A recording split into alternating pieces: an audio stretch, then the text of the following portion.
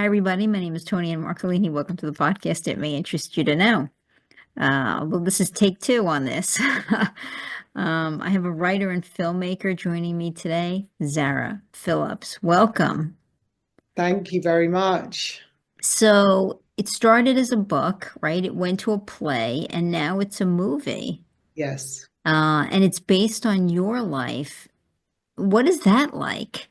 Right? I think that's got some just something weird about that sense of seeing yourself in art, right? I mean, I think that there has to be something happening in you when you see yourself reflected back. Yes. I didn't really mean to be doing all this. I don't, it's funny how you end up creating this work and that's not really, what I was thinking about. But I am adopted and I've talked about for years about the lifelong impact of being adopted. And I had a book published in 2018, which was about my search and reunion and just sort of highlighting things that people don't understand about what it is to be adopted. So I've spent years really talking about my experience and in an educational setting. And so I'd written the book, but then the story changed. And so I was like, oh, and I've actually written a lot about being adopted and I've spoken so much. But then I had this reunion I had met my birth mother many years ago, and then I met my birth father. And then the story sort of changed. And I thought, okay, I'm not finished, but I don't want to write another book. So I'll do a one-woman show. So I did a one-woman show where I played both of my mothers and I had voiceovers for the other characters. And then I said to my friend in London, oh, it would be great to film this because I can use this as an educational piece. And he's like, no, you have to bring in all these actors. Um, we're not going to film it like that. He goes, trust me, we're going to bring in all these actors and you're just going to play yourself. And I was very lucky because he's connected to a lot of actors in England that, are working actors and they do really great stuff. So they all said they would do it, be in the film. And so we shot it quite quickly. It was a very small budget. And the responses, and it's much funnier. I think what it was when I wrote my book, it was way more intense because the experience is so heavy. There's a lot of there's a lot of grief and there's a lot of hard parts about being adopted. But I think having the distance, I was able to approach it in a much more humorous way because the characters, all my adoptive parents and my birth parents were such characters, it was easy to write it in a humorous way. And people seem to be able to absorb that better.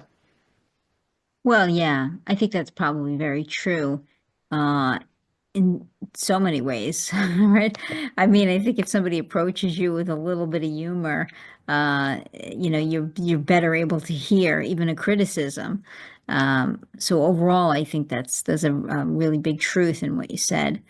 Now, I mean, taking you back like to the beginning. I mean, I know you talk a lot in your book about um, like even addiction in as part of your journey. And I guess I'm wondering, I'm always curious in the creative process. What prompted you to want to tell this story publicly? Because I have done so much work talking to the community, to the mental health profession, social services. I've gone into treatment centres where 10% every time are adoptees. Adoptees are overrepresented with suicide, prisons, institutions, and foster care, and people still don't really understand that.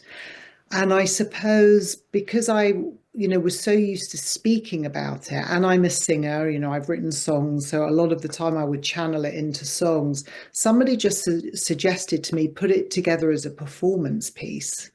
And I just feel, I suppose, as I'm getting older, that there's things that people just don't understand. They just assume stuff about us.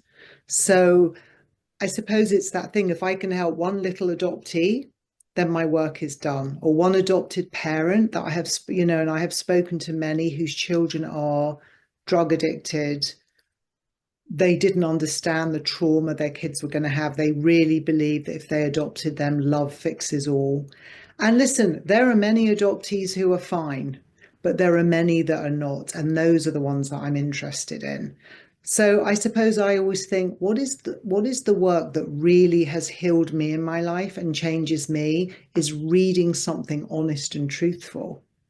But it's taken a long time to get really vulnerable. I suppose as I've gotten older, I'm like, oh well, I've got nothing to lose.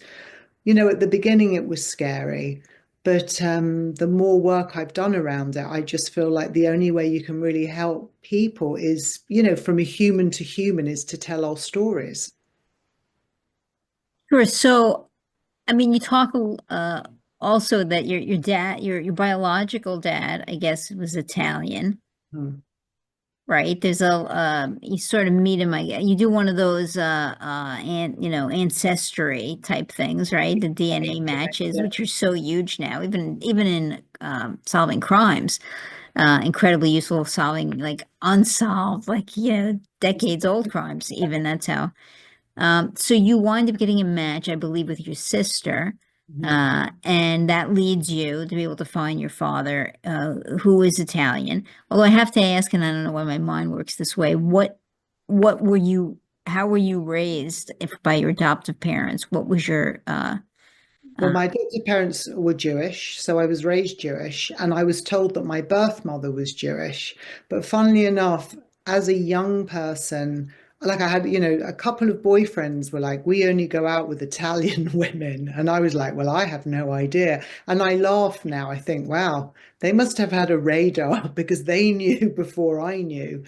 Um, so yeah, I was raised Jewish, and it's actually quite funny. I show it a little bit in the film. When I meet my father, he's doing the cross, like in shock, and I just sat there looking at him, and I was like, actually, I'm Jewish. I mean, not that it mattered, but I sort of always sensed there was something else. I yeah, always, I mean, it's just it's I mean, when you think of things in the grand scheme of life, like here you are, I guess feeling a little adrift in what's happening in your life, and here's this, very Italian man living in New Jersey, right? we were living an hour. Who you meet at the Dunkin' Donuts, right? But the crazy thing about the story is I'm from London. I moved to California. For many years, I lived in LA. Then I moved to New Jersey. He went from Rome to London, where I was conceived, to the Bahamas, to Las Vegas, to New Jersey. By the time we met, we were living 1 hour away from each other. And we find this happens within the adoption community and stories, so many stories I've heard. There is an invisible thread, and we're still tethered. So, no matter how much people want to break us from our biological family, there's something greater going on with all of this. Hmm. That's how I feel. I mean, I've just heard too many stories. Sometimes we have the same names as one of their biological children. You hear stuff like that all the time, go into the same kind of work. You know, they, Sure. Yeah, I mean, I guess there's something to that in just generation. I read a book the other day where the girl was wound up being a school teacher, and it was very different than anybody in her adopted family. And then later come to learn that in her biological family there was a school teacher, like her what would be her like grandmother was a school teacher. So sometimes there are things that I guess that instilled in you, or interest that are maybe instilled in you by biology as opposed to learned behaviors. oh, Well, there's that a lot to say for learned behavior as well, right? I also think you can raise a baby who's not biologically yours and absolutely have a profound impact on making that baby who that baby becomes.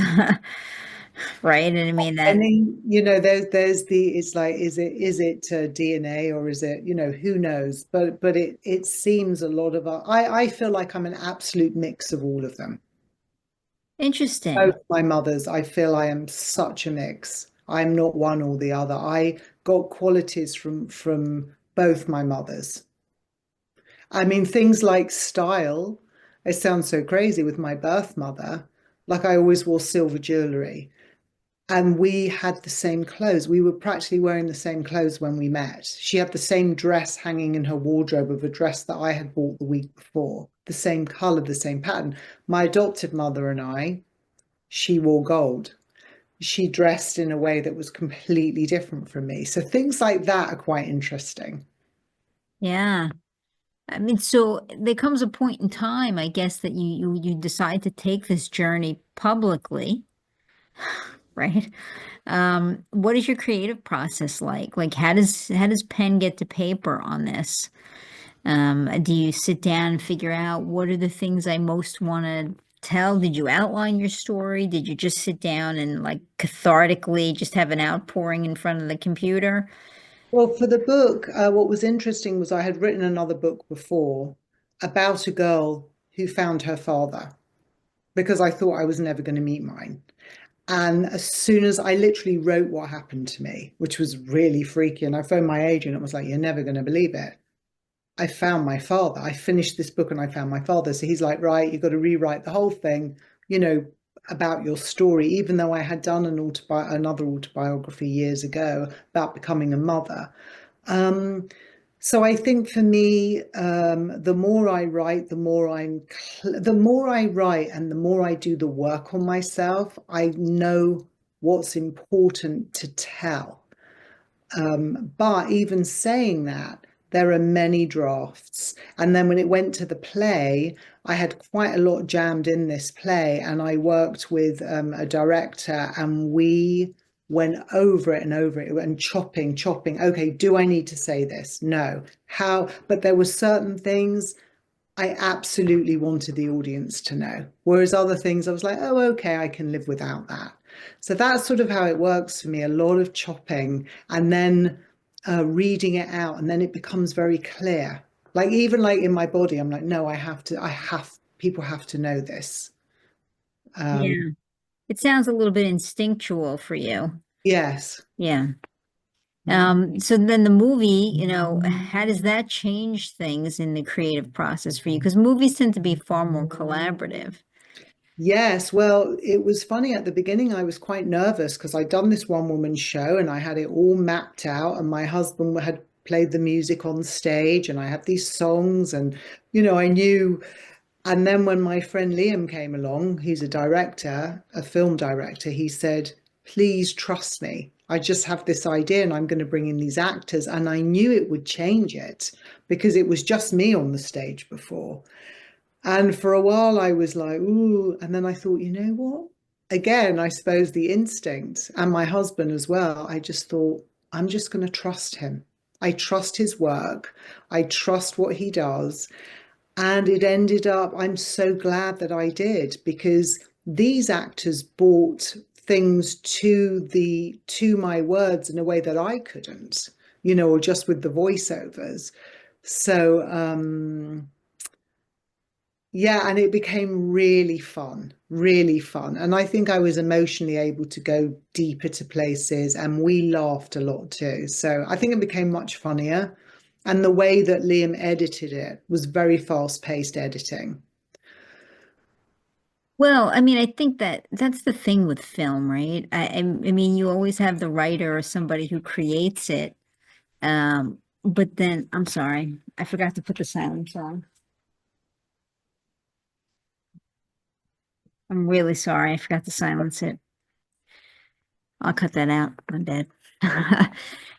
So I think with film work, I mean, it's so collaborative because you may have the writer or somebody who puts it down on paper, but then you have all these other hands in the till, right? I mean, you literally have people who are editing. You have the cinematographer who kind of weaves you through the story, right?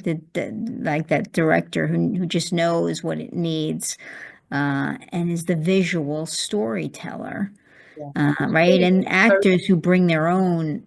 like spin to a character that maybe wasn't even on the paper, but suddenly is there when it's personified through another person taking, the paper character and putting them. So I think all of those hands kind of collaboratively work together, and then you have like someone who comes in and puts a musical track over it. All right. So I just feel like that's something that's a very different one. You have to have sort of a thick skin, right? Yes. Like to be able to go, okay, this isn't just about what I want.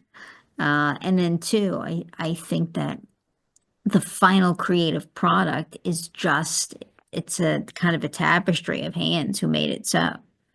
Yes, I mean, and actually, we had a very small crew because Liam was the director. Annie was on the camera. We had like two camera guys, that was it. Sometimes just Liam on his phone some days.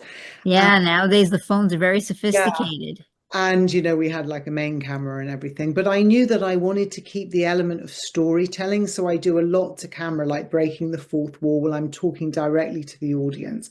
And in a way, because I'm not a trained actress, I've done some acting and I've done a couple of one-woman shows now.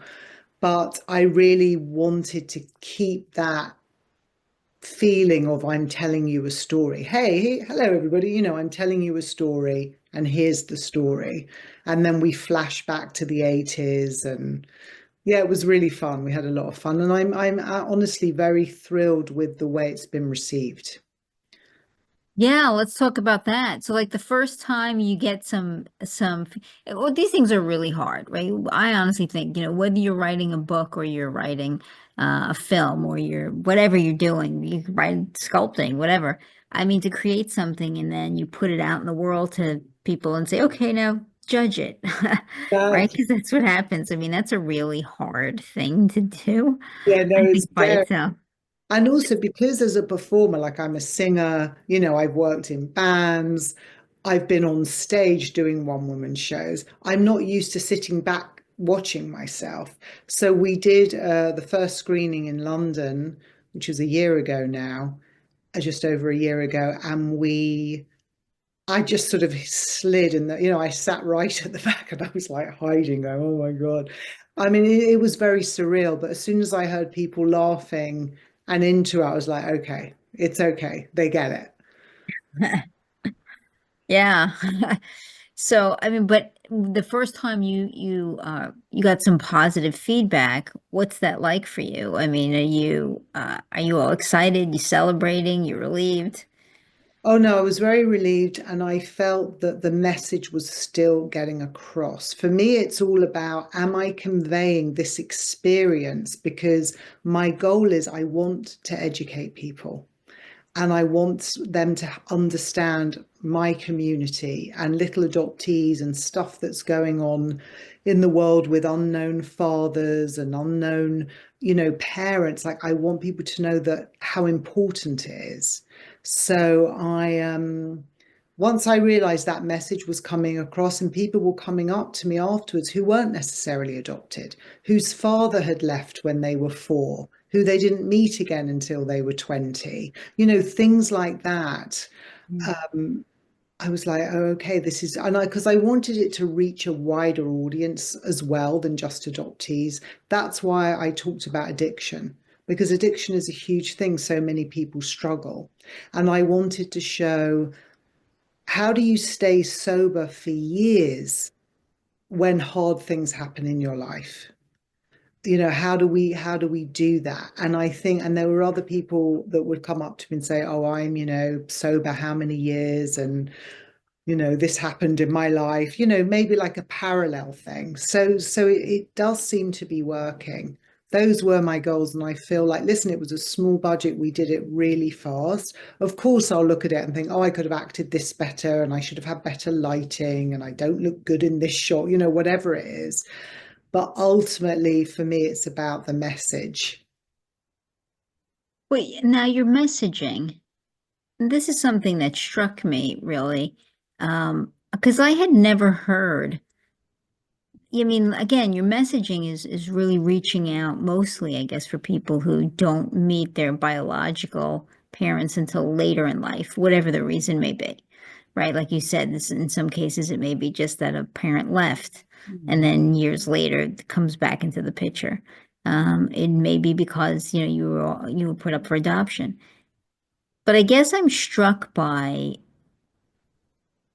the level of like how, you saying, I don't know statistically. Honestly, I've not looked at a study. I don't know what the statistics are, but I was really struck when you reading, getting ready for today and you were talking about the high rate of addiction among adopted people.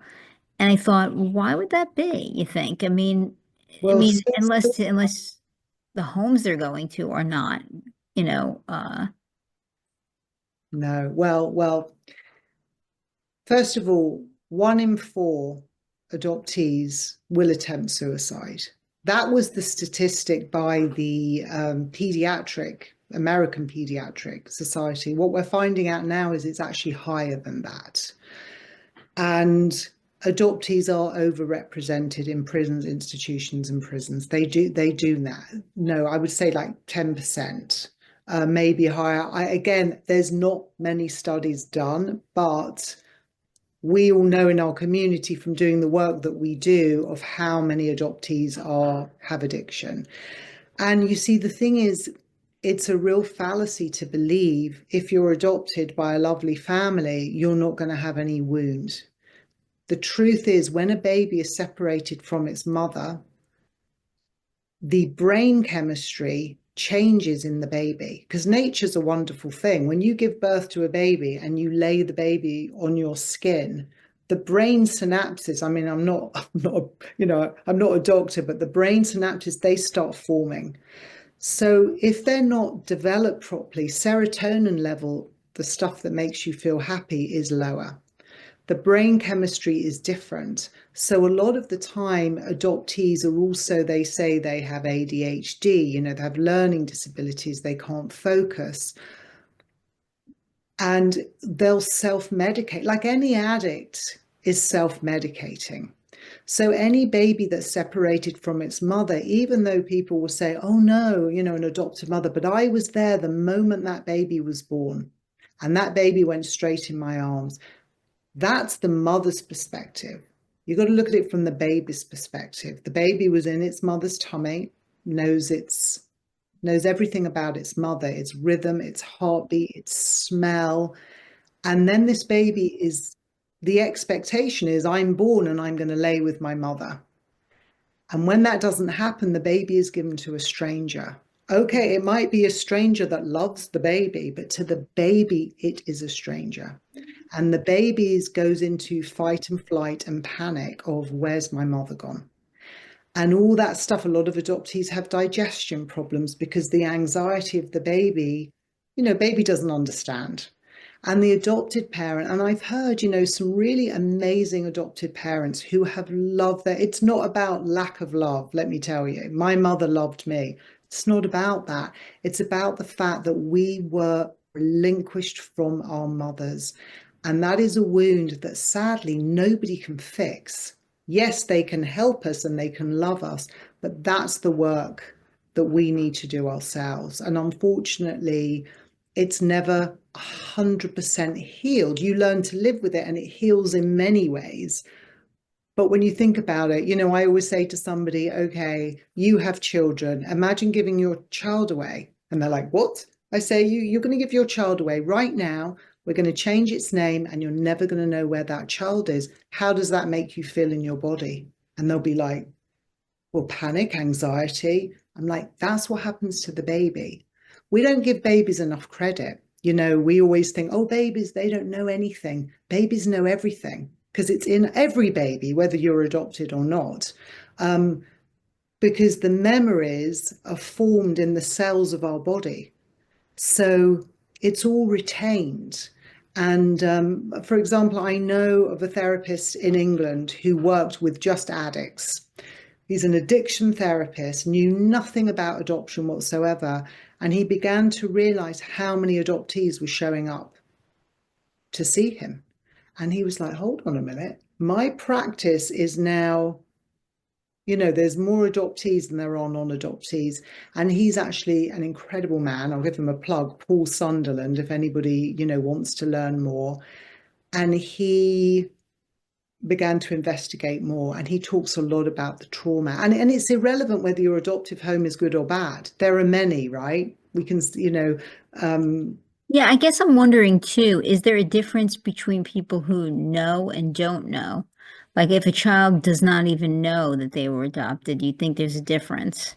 there's no difference because the baby was there, so the baby does know. What happens to them is, so we call it a late discovery adoptee. Most adoptees find out, like I know a man 62, he found out he was adopted. I've done a song with Daryl McDaniels from Rom DMC. We did a song about opening birth records. He didn't know until he was in his 30s that he was adopted. But what he tells me was, I always knew there was something not right and I couldn't put my finger on it. He used a lot of drugs and alcohol. He hit a serious depression and he didn't know why. And then when he found out, he was like, oh. So, you know, again, babies know whether the adoptive parent keeps it from them because they were there. So again, it's retained in their bodies. That's interesting. Mm. That's interesting.